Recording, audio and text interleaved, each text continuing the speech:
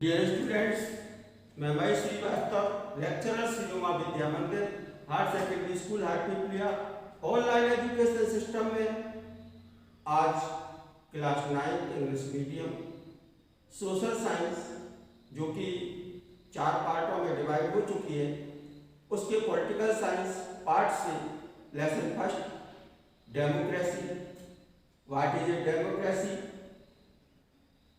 Part 1 के जो है उसके सोशल साइंस का उसका पार्ट 3 लेकर उपस्थित हूँ। डियर स्टूडेंट, फर्स्ट पार्ट में हमने डेमोक्रेसी के बारे में जानकारी प्राप्त की थी। उसके सेकंड पार्ट में आप लोगों की जो बुक है उसके एक्सरसाइज में फर्स्ट एंड सेकंड क्वेश्चन के हम लोगों ने आंसर किए थे। अब थर्ड क्वेश्चन लेकर हम आपके सामने उपस्थित हैं। देखिए, which of these is not a good argument in favor of democracy and why? इनमें से कौन सा स्टेटमेंट है जो डेमोक्रेसी के फेवर में नहीं है और क्यों नहीं? देखिए, people feel free and equal in democracy, absolutely right. Democracy में सभी लोग अपने आप को स्वतंत्र और समान समझते हैं, सभी समान होते हैं। यानी डेमोक्रेसी में जो लोग होते हैं, इस देश के निवासी होते हैं, वो सभी लोग समान होते हैं, उनको सभी को समान अधिकार प्राप्त होते हैं।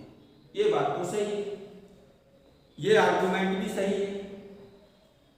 Democracy resolve conflict in a better way than other.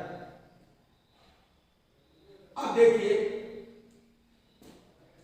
Conflict, resolve conflict यानी संघर्ष। तो डेमोक्रेसी में संघर्ष नहीं होता है, इक्वलिटी होती है, कंपटीशन हो सकता है, लेकिन उसको हम संघर्ष नहीं कह सकते। तो ये वाली बात बिल्कुल सही नहीं है। थर्ड है, सी है, democratic government is more accountable to the people. Accountable होती है गवर्नमेंट, लोगों के प्रति उत्तरदायी होती है। Democracies are more prosperous than other. और जो डेमोक्रेसी है वो अन्य लोगों की तुलना में बहुत विश्वसनीय होती है, ये भी बात सही है। तो ये जो बी पार्ट है ये ट्रू नहीं है, और बाकी तीनों जो स्टेटमेंट है वो ट्रू है। नेक्स्ट क्वेश्चन है, each of these statement contains a democratic and undemocratic element, right out the two separately for each statement. अब इनमें एक डेमोक्रेटिक है और अनडेमोक्रेटिक है।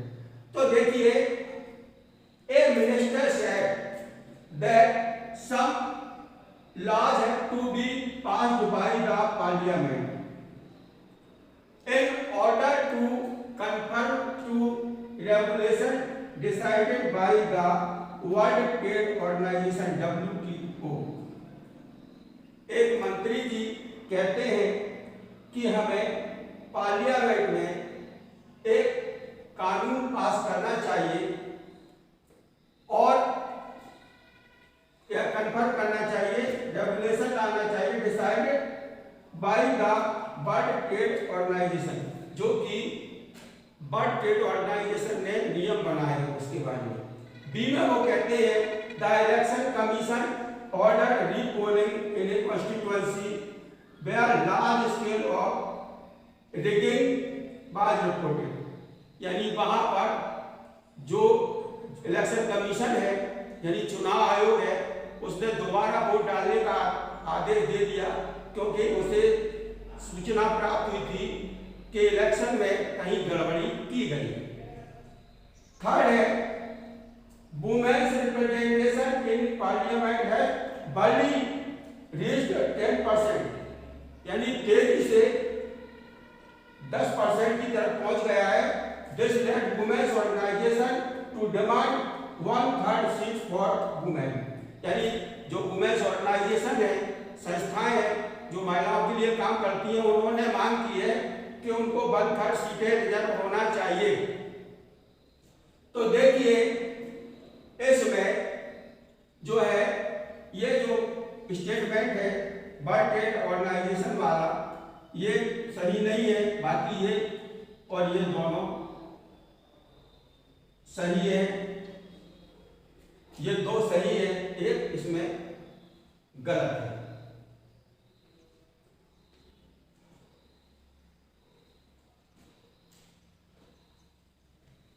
फिफ्थ क्वेश्चन है which of these is not a valid reason for arguing that there is a lesser possibility of famine in a democratic country?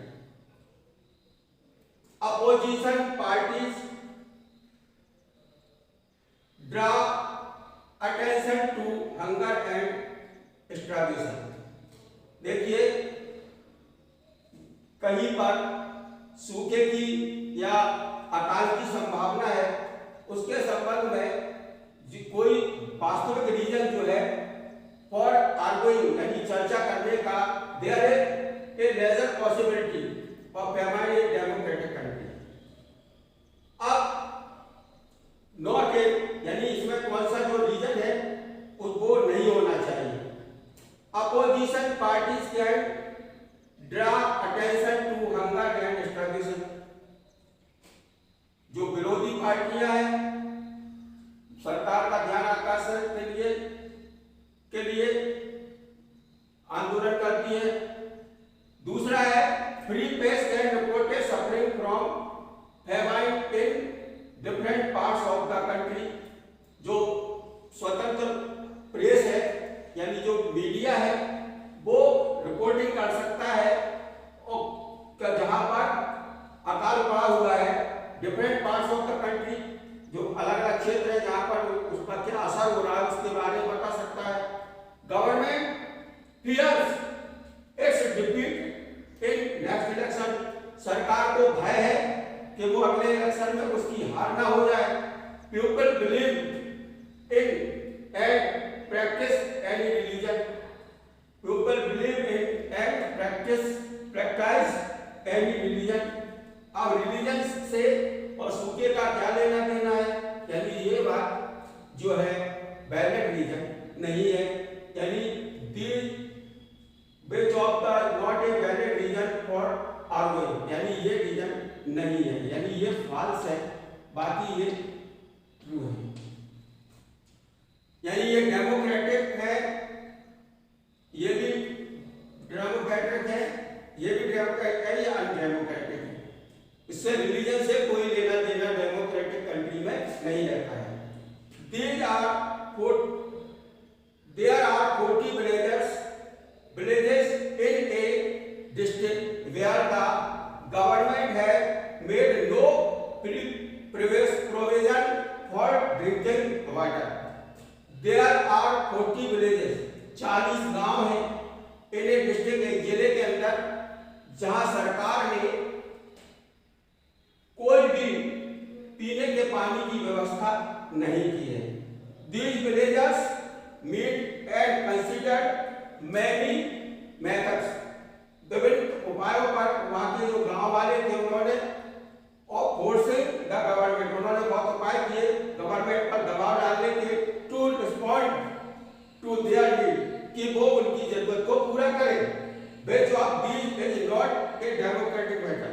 इसमें से ये जो पानी के लिए मांग कर रहे हैं और ये जो दिए हैं उनके तरीके दिए हैं मांग करने के, इनमें से कौन डेमोक्रेटिक है कौन नॉन डेमोक्रेटिक है, यानी लोकतंत्र के अनुसार उन्हें इनमें से कौन सा काम करना चाहिए कौन सा काम नहीं करना चाहिए। पहला काम वो करते हैं filing A case in the court claiming that water is part of the life.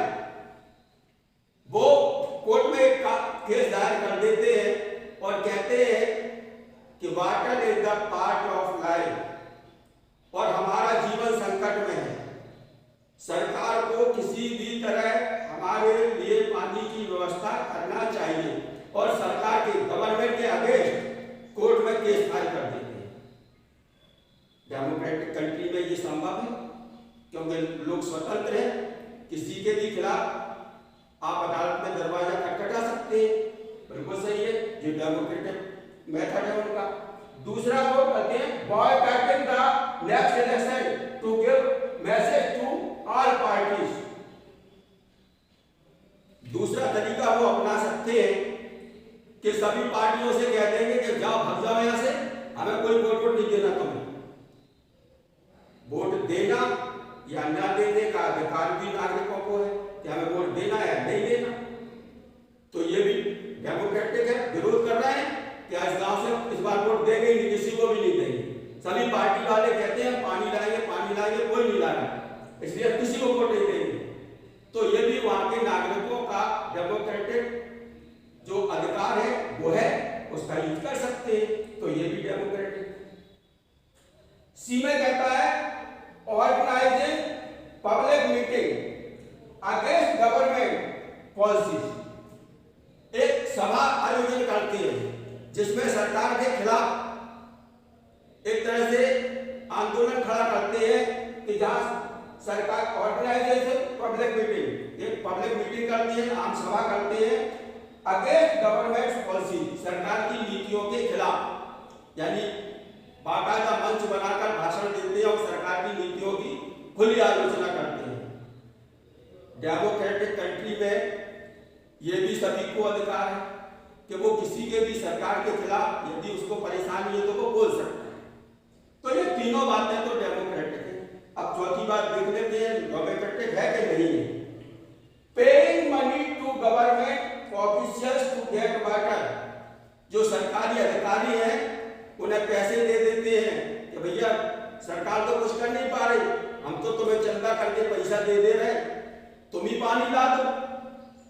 लेकिन ये नॉन डेमोक्रेटिक मेथड है। सरकारी कर्मचारी को पैसा नहीं दिया जाना चाहिए क्योंकि सरकारी कर्मचारी का मतलब होता है सरकार ही उसे पैसा देती है, तो हमें अलग से पैसा देने की कोई आवश्यकता नहीं है। और हम सरकार कर्मचारी को पैसा क्यों देंगे? सरकार का काम है पानी पहुंचाना, सरकार को पहुंचाना चाहिए।